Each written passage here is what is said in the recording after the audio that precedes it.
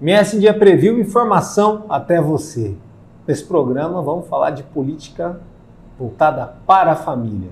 Para isso eu trago aqui o vereador Clodoilson Pires, da Câmara Municipal de Campo Grande. Se fosse você, ficava no vídeo.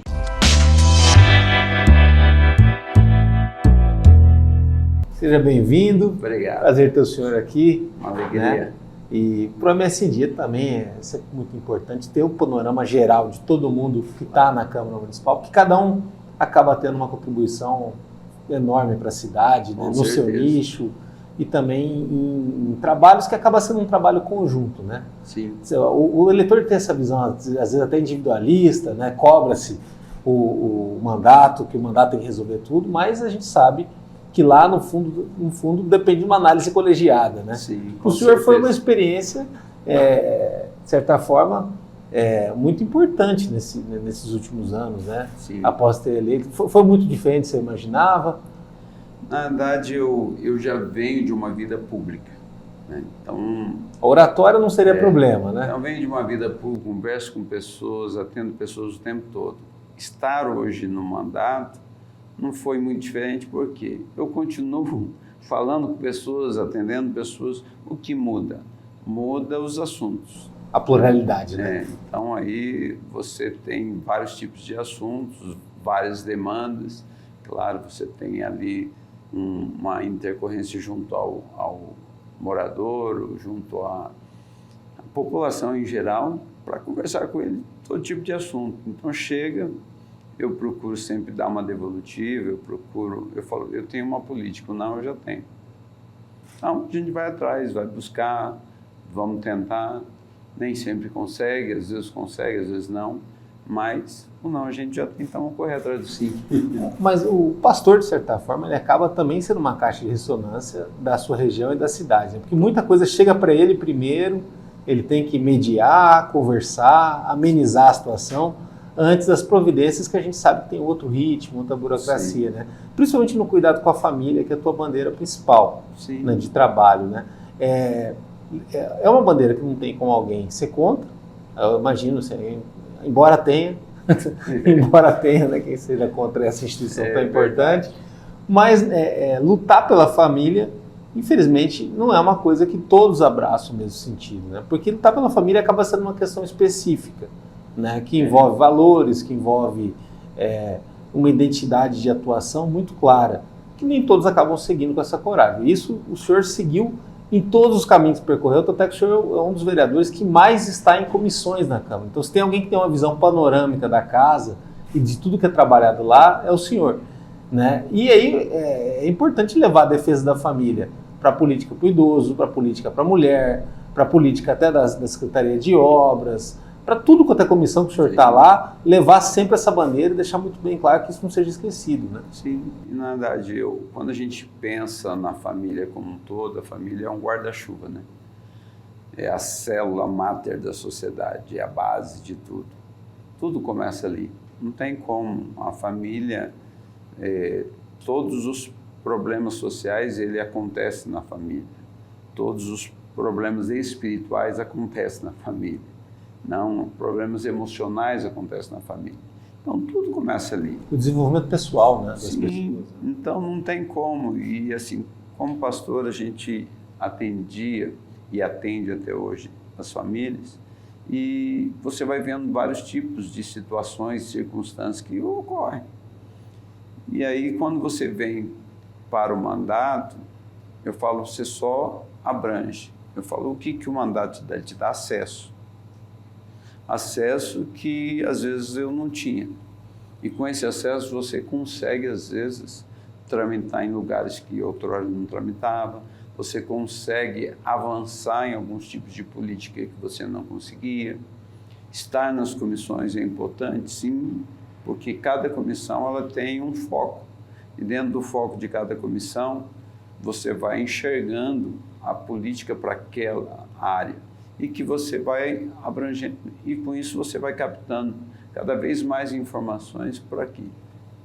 Você tornar um parlamentar cada vez mais atuante em cada área da sociedade. As comissões, a gente sabe que existem tanto os convites quanto a própria iniciativa do parlamentar em falar, olha, eu quero estar aí, eu quero que isso, participar dessas discussões, né? No caso do senhor, foi muito também da iniciativa do senhor de resolver ter esse compromisso todo? Primeiro que assim, as comissões elas funcionam por bancada, né? O Podemos ele tem a segunda maior bancada. Então é o PSD, depois é o Podemos junto com o PSDB. Então, com isso, nós temos direito a participar de comissão. Só que no Podemos são 3 vereadores, a gente conversou com os outros 2 para ver quais comissões eles queriam participar. E assim, cada um foi entrando em uma comissão. E eu defini as que eu queria, pensando exatamente na questão da família. Só que outras comissões foram surgindo por conta do quê? Da demanda que vem e pelo próprio mandato, pelo trabalho, pela atuação que a gente vem desenvolvendo, aí o presidente da casa oferece para que a gente assuma determinados lugares exatamente por conta disso, da atuação nossa dentro da Câmara. Eu falo que hoje a atuação na Câmara tem gente que gosta de ser radical, seja esquerda ou direita. Eu falo que a política é a arte do diálogo. Então, você vociferar e ficar discutindo, isso não leva a nada. Eu falo assim, e as realizações muitas vezes dependem de moderação, né? Sim, porque se você for analisar, por exemplo, a pessoa que ele é um radical, ele já tem uma opinião formada, seja de direita, seja de esquerda. Você não vai conseguir mudar a cabeça daquela pessoa. E você ir discutindo no campo das ideias, é só ficar jogando conversa fora, porque ele vai defender ferrenhamente o ponto de vista dele e o outro do outro lado. E onde você vai chegar? Lugar nenhum. Então, eu sempre fui muito pragmático nas minhas decisões. Eu busco solucionar problema, não criar problema. Eu acho que as pessoas criam muitos problemas e acabam não solucionando. Então, como que se soluciona? Com atitudes, com prática. Sim. Então, eu sou mais do fazer. Mão na massa. Né? Então, vamos lá fazer, bom, é isso aqui, que de concreto eu posso resolver nessa situação? Qual é a ação efetiva que eu posso ter aqui? Posso ter alguma ação efetiva aqui? Não tem condições de fazer. Então, é melhor pensar com calma como que a gente pode realmente ter um resultado lá na frente. Porque boa parte dos problemas são complexos, né? E aí entra também outro sentido.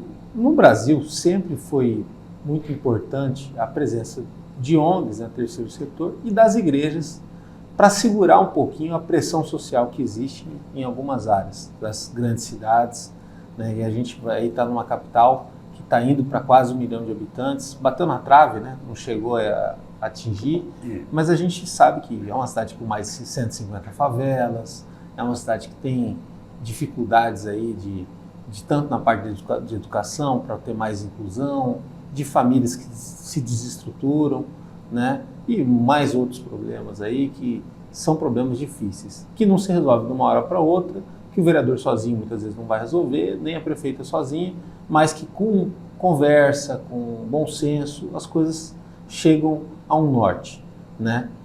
Tudo isso se agravou muito nos últimos 10 anos com a crise que o Brasil passou, né? Que é uma crise política e econômica também que o nosso país vem atravessando, e também com a própria crise que Campo Grande passou. Teve uma alternância de poder meio desastrada nesses últimos anos.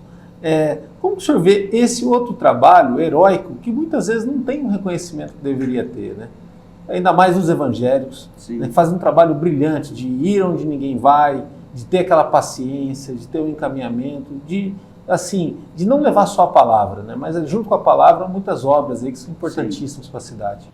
Eu vejo que são duas coisas. O terceiro setor, isso é um consenso com qualquer pessoa que atua no executivo, seja ele na esfera municipal, estadual, federal, que o terceiro setor, que são as igrejas e todas as ONGs, associações, entidades, elas de fato chegam onde o Estado não chega. Onde o Estado não chega, eles estão lá. É uma realidade, né? Eles estão fazendo um trabalho fantástico. Eu visito muitas entidades e eles fazem realmente algo assim, a gente tem que tirar o chapéu porque o trabalho deles é muito lindo. E tem muitas pessoas que trabalham na boa vontade, sem nenhum recurso público, e estão ali, estão fazendo por amor, porque elas amam, porque elas entendem. Eles têm aquilo como uma missão, né?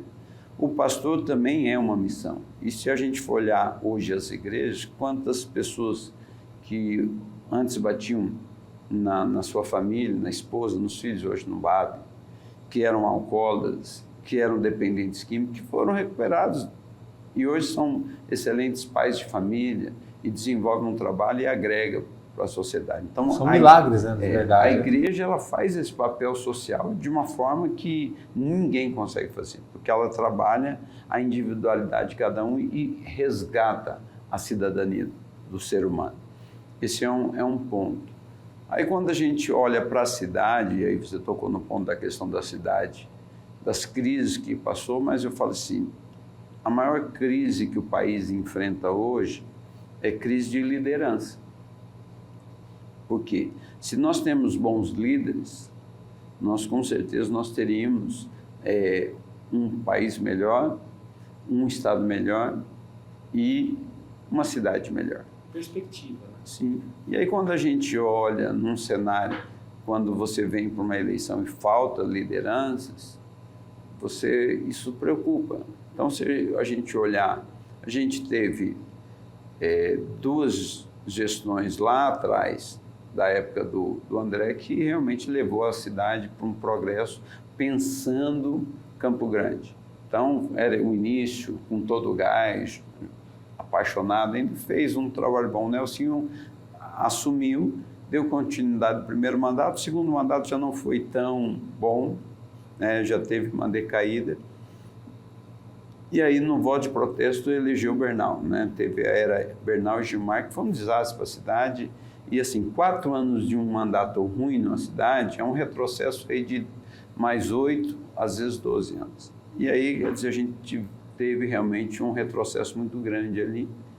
Aí veio a época do Marquinhos, que não conseguiu fazer nada, basicamente.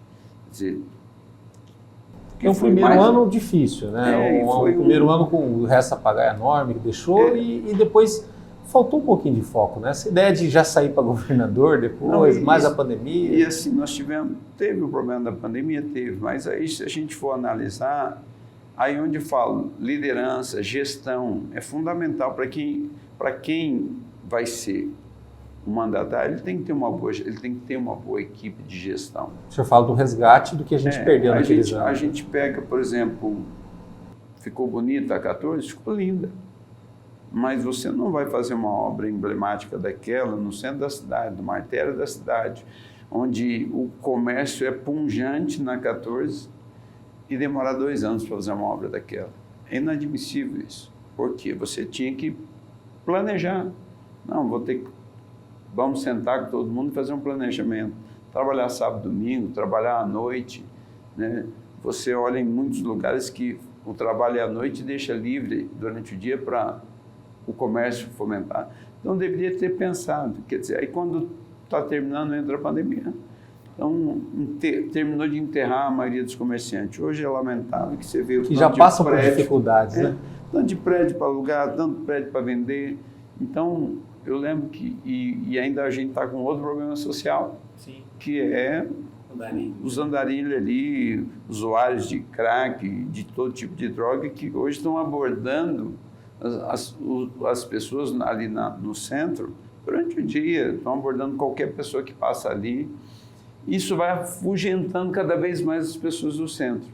E a gente sabe que na contrapartida, os bairros, a economia nos bairros é tão pungente. Você pega ruas em alguns bairros que é um movimento contínuo de pessoas. Que aí, às vezes, falta até uma infraestrutura, algo a mais para poder a coisa continuar assim, né, e melhorar.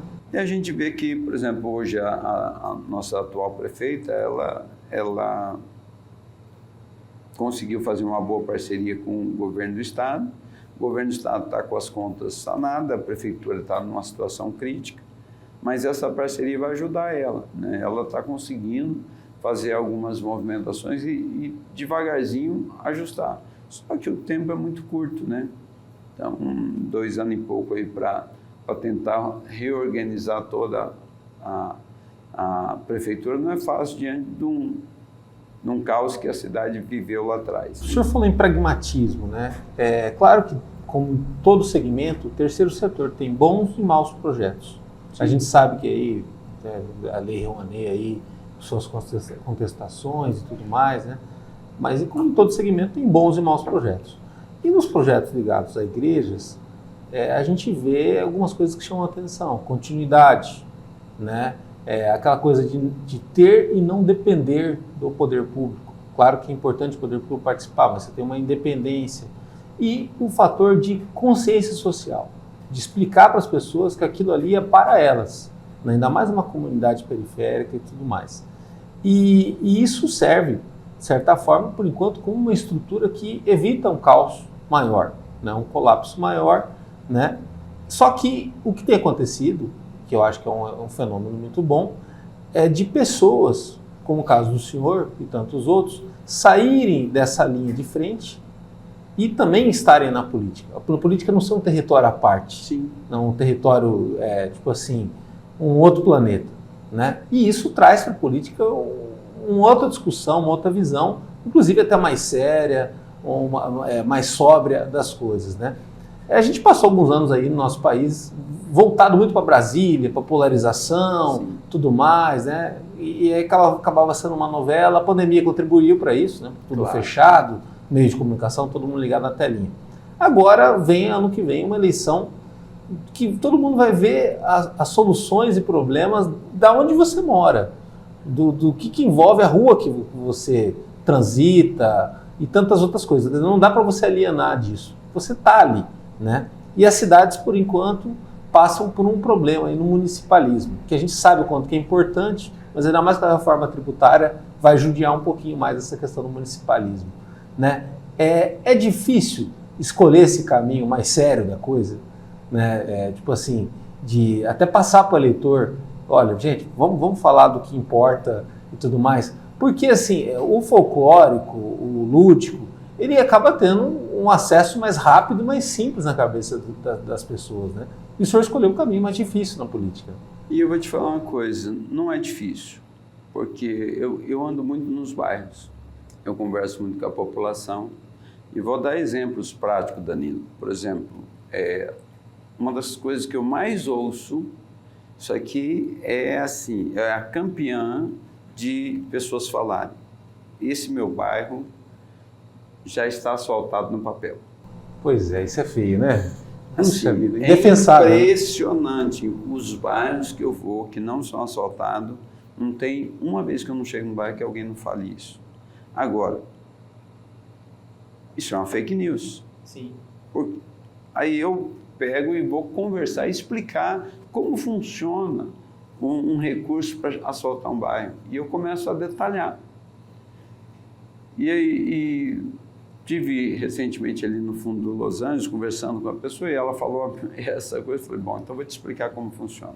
Um recurso público, quando ele é destinado para construir essa caneca, ele só pode ser destinado para isso. Se não for usado, ele vai voltar para a origem, seja governo federal ou governo estadual, ele vai voltar, porque não foi usado, ele não pode ser usado para outra coisa. Senão, o prefeito vai ser responsabilizado por usar o dinheiro de forma indevida. Então, o que acontece é que o dinheiro foi e, às vezes, o prefeito não desenvolveu o projeto e não foi para frente, o dinheiro ficou parado e ele retornou. Mas não que está asfaltado no papel, é que, às vezes, não era interesse do prefeito, alguém buscou aquele recurso, às vezes nem sempre é o prefeito. Vou dar um exemplo. Em 2021 eu fui a Brasília e junto com 5 vereadores conseguimos um recurso para pavimentar a primeira etapa do Jardim Itatiaia. Por quê? Porque na época já tinha liberado o recurso para fazer toda a revitalização da lagoa. Sim. Então o recurso já tinha sido liberado no primeiro mandato do Marquinhos. Então eu já estava no segundo mandato e fui buscar o recurso para pavimentação, já que naquele ano seria feito a revitalização da lagoa.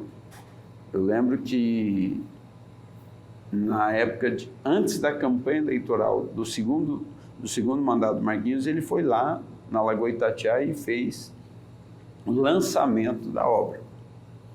Fomos lá, conseguimos quase 7 milhões Isso foi 2021, nós estamos finalizando 2023. Né? Não tem um prego na Lagoa Itatiaia e não tem um prego na pavimentação.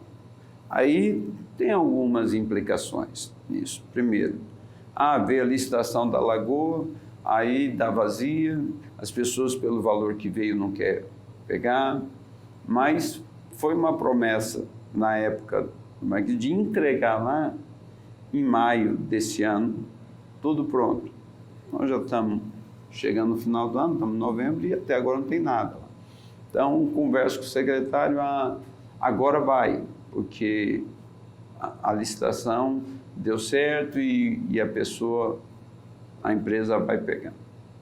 Só que mudou agora de secretário, vou sentar lá de novo para ver como que está o imbróglio dessa situação. Mas você vê, 2019 foi quando liberou para fazer a revitalização da Lagoa. 2021 já tinha um recurso para liberar, para fazer a pavimentação da primeira etapa e até agora não saiu nada.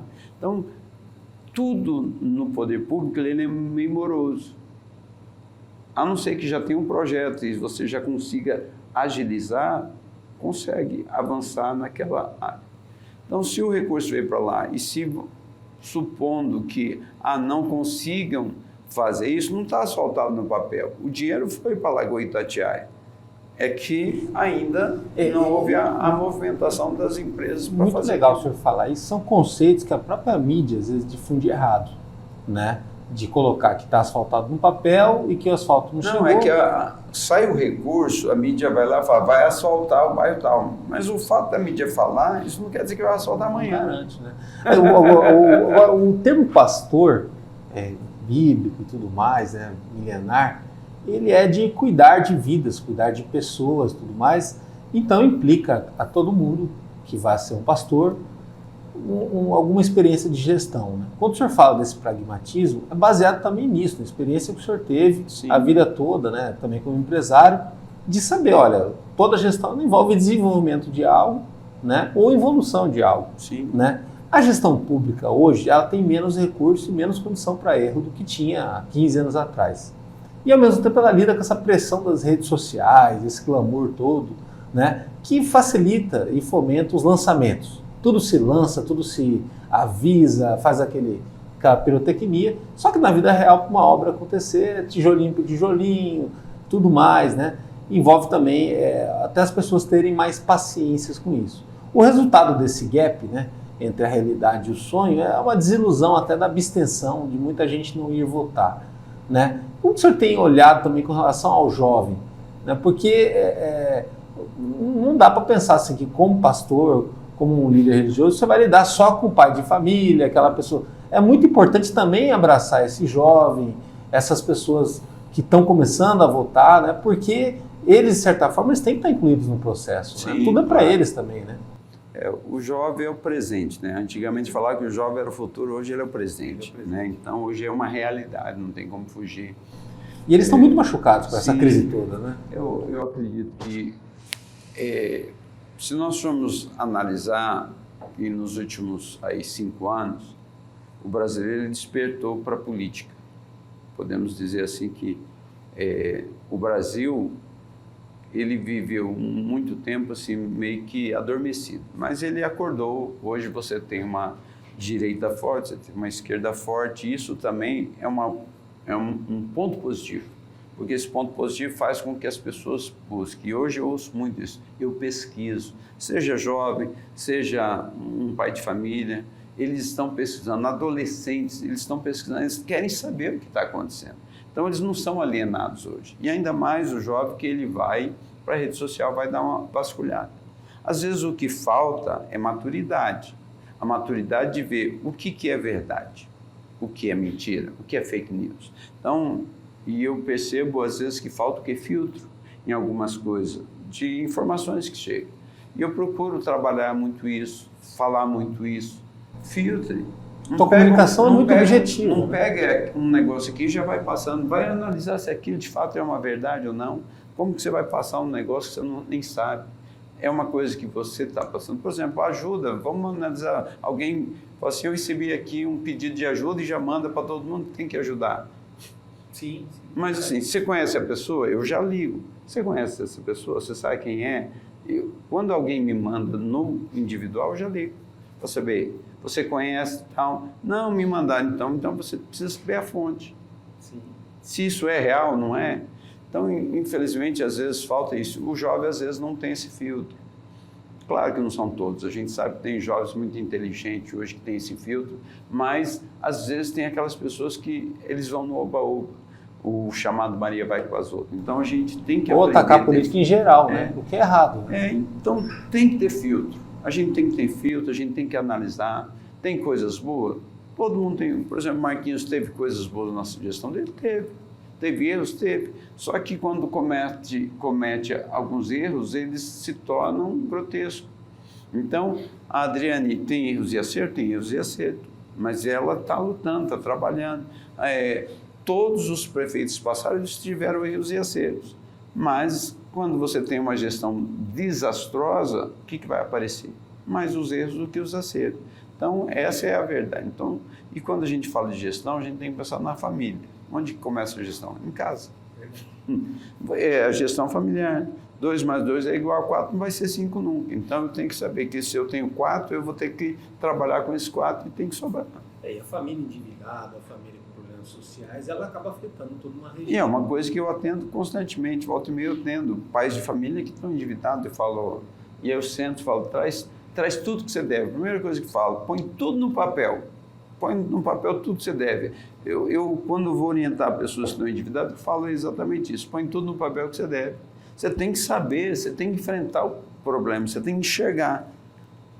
Porque às vezes é só um monstro que você construiu na sua cabeça. Porque às vezes a pessoa fala, não, eu devo dar. Ele ganha 2 mil e ele acha que está devendo 20 mil. Quando ele vai olhar, não, eu devo só 10. E deveu por bobeira, às vezes, por más escolhas. Aí eu faço o levantamento e começo. Vamos começar quitando as dívidas menores? Porque é mais fácil. Porque imagina o seguinte, eu tenho lá várias dívidas. Qual é a menor que eu tenho? É essa aqui. Vamos quitar? Porque se você resolveu essa dívida pequena, o que o seu cérebro vai dizer? Eu estou conseguindo resolver. Está enfrentando o Estou problema. enfrentando. Aí vou para a segunda, vou para a terceira. Né? As dívidas maiores, a dívida de banco, são coisas que você vai ter que ficar com o nome sujo, vai ter que enfrentar e lá na frente você vai sentar. Mas as menores, que é que incomoda. Às vezes ele deve R$100 para o amigo. Sim. E o amigo está falando dele, o amigo está chateado com ele, porque ele emprestou e não devolveu. Resolve com o amigo, devolve já os R$100 para o amigo, você já livrou de uma dívida. Então, é ser pragmático nas coisas. O senhor está há menos de um ano de uma possível candidatura, Sim. novamente a vereador, e ano que vem já é praticamente a pré-candidatura. Claro que isso vai concorrer com o mandato não para, as demandas Sim. não deixam de chegar e tudo mais. O que ainda daria tempo de fazer em um legado aí que o senhor traria ou terminaria, que te daria muito orgulho, muita satisfação, que é um compromisso que o senhor tem lá atrás, além da bandeira, que eu acho que está em tudo que o senhor faz, né? De defesa da família, seriedade e tal, mas tem aquele desafio, né? Na verdade, eu falo assim, como eu já falei, eu sou muito focado na prática, eu não faria nada diferente do que eu estou fazendo. Porque está finalizando 3 anos de mandato, nos 3 anos, o que eu me propus a fazer, eu fiz, e devo, no último ano do mandato, continuar fazendo, que é estar com a população. Uma das reclamações que a população tem é que o vereador não está lá, na ponta, o vereador... Então, assim, desde o início eu tenho um gabinete no bairro, todo mês eu estou num bairro, com ações práticas, eu tenho uma assistente social, que eu contratei desde o início no meu gabinete. Então, a gente leva o trabalho do quê? Da informação. Sim. E ajudar essas pessoas a entender quais são os direitos que elas têm e quais são os deveres que elas têm.